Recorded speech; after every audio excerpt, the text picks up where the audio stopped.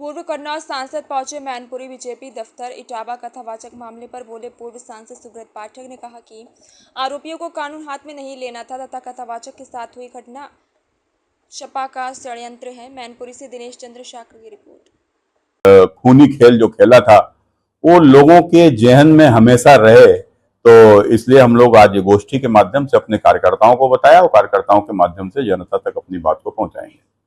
संसद जी, इटावा में जो एक कथावाचक के साथ हुआ है और उसमें राजनीति शुरू हो गई है, उसको लेकर के क्या कहेंगे? देखो, सबसे पहले तो वहां के ऊपर जिस प्रकार से उस परिवार ने कानून हाथ में लिया, ये गलत था। उनको कोई विषय था तो उसको तत्काल सूचना करना चाहिए था।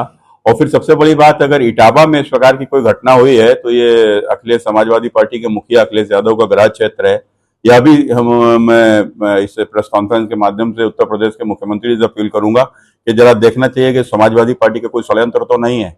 और तीसरा यह, जिस प्रकार से समाजवादी पार्टी ने वह एक अपराधी जो अपना नाम छुपाकर और जो जहां के ऊपर घटना बताते हैं कि उसे घर के पड़ोस की एक लड़की को भी वो भगा के ले गया था। तो एक इस प्रकार का एक दुष्चरित्र आदमी और अपना नाम बदल कर यदि कहीं के ऊपर जाता है और उसको आपने देखा होगा कि किस प्रकार से उसको महिमा मंडित समाजवादी पार्टी के कार्यालय में किया जाता है, तो ये तो इसी प्रकार के लोगों को संरक्षण देने वाले लोग हैं। आपने देखा होगा कि डाकू मंगेश यादव के भी लिए किस प्रकार से अखिलेश यादव चिल्ला रहे थे। स्वामी अभी मुक्तेश्वरानंद ने कहा है कि कथा कहने का हक जो है सिर्फ ब्राह्मणों को है। नहीं, कथा देखो, कथा कहने का व्यक्ति हर उसको है कि जो कथा को सुनता है, एक विषय। दूसरा ये है कि ब्राह्मण कौन है। ब्राह्मण किसी के लिए जाति होगी, लेकिन मेरे नजरों में ब्राह्मण हुआ है जो पढ़ा लिखा है, जो पूजा पाठ करता है, जो कर्म करता है, तो वो कुल मिलाकर वो ब्राह्मण है, वो किसी भी जाति में जन्मा हुआ। प्रसाद मोदी ने कहा है कि ये हिंदू धर्म जो है छलावा है, ढोंग है। ये एक ब्राह्मण धर्म है जिसकी वजह से ही कई वर्गों के लोगों ने, कई मुस्लिम धर्म और क्रिश्चियन और तमाम ऐसे धर्मों में चले गए। तो देखो, जो ढोंग सनातन को कहता है वो खुद ही ढोल है। आप देखो, बजते ही रहता है। इटावा में कथावाचक के खिलाफ जो षड्यंत्र हुआ, जैसा आप बता रहे, समाजवादी का षड्यंत्र इसमें संभावनाएं हैं, और जिस तरह से अखिलेश यादव वहां बुला के उसको सम्मानित करते हैं, जिस तरह से उन्होंने कैश के रूप में 21,000 का जो इस तरह से पूरा देखते हैं इस पूरे प्रकरण को। देखो, इटावा के अंदर ये घटना हुई कैसे? वहां तो सांसद भी समाजवादी पार्टी का है, वहां जिला पंचायत अध्यक्ष समाजवादी पार्टी का है, समाजवादी पार्टी का पूरा कुनबा वहीं जन्मा है, पूरा कुनबा वहीं रहता है। अगर वहां के ऊपर इस प्रकार की मानसिकता कैसे आई, कहां से आई, क्या कारण है भाई? तो निश्चित रूप से अगर इसका जांच होगी तो समाजवादी इसमें लिप्त पाए जाएंगे। अखिलेश यादव आरोप लगा रहे हैं ये पीडीए के खिलाफ षड्यंत्र भाजपा का पूरा किया। देखो, हमने वही कहा ना कि षड्यंत्र है, तो ये निश्चित रूप से जो षड्यंत्र कह रहा है तो ये षड्यंत्र के पीछे जरूर निकल के आएंगे, आप देख लेना।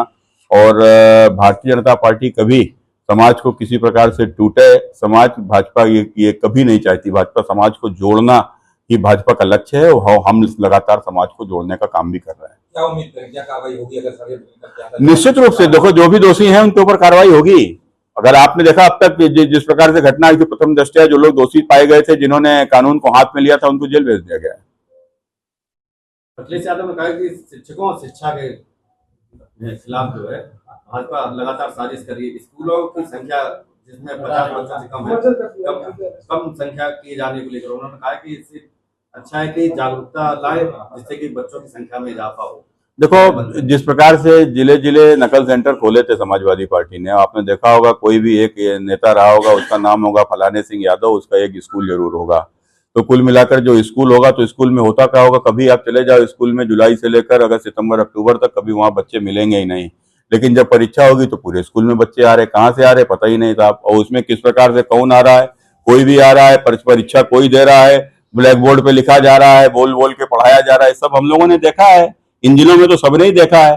तो ये नकल से शिक्षा को बर्बाद करने वाले यह लोग आज जब शिक्षा व्यवस्था को पूरी तरीके से, खासकर प्राइमरी शिक्षा को, आज जिस प्रकार से आपने देखा होगा एक शिक्षा का गांव गांव माहौल बना है। आज अध्यापक जाते हैं पढ़ाने, पहले इनके समय पर तो अध्यापक जाते ही नहीं थे। आज बच्चे स्कूल में पढ़ने आते हैं, बच्चों को फीस में, बच्चों को क्या नाम ड्रेस मिलती है, बच्चों को कॉपी किताब मिलता है, बच्चों को सारी चिंता सरकार करती है, जूते मोजे देती है, यहाँ तक कि सर्दियों में स्वेटर भी देती है। तो निश्चित रूप से एक पढ़ाई का माहौल बन रहा है। तो मैं समझता हूँ शायद ये अच्छा नहीं लगता अखिलेश यादव को।